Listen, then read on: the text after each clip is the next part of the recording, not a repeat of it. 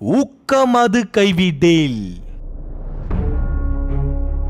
வாழ்க்கை என்பது ஒரு கேள்வி. நாம் எப்படி வாழ்கின்றோம் என்பதுதான் அதற்கான பதில்.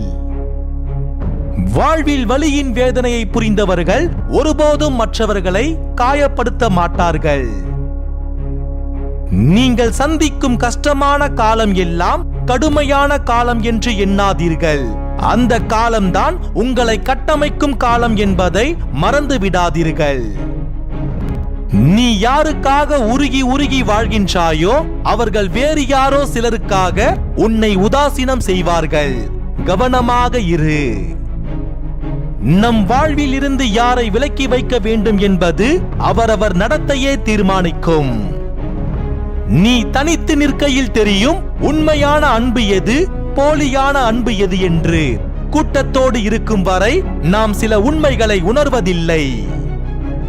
மறைக்கப்படும் சில நிஜங்களை தேடி பார்க்க முயற்சிக்காதே. முடிவில் ஏமாற்றம் மட்டுமே மிஞ்சும். நன்றிகள்.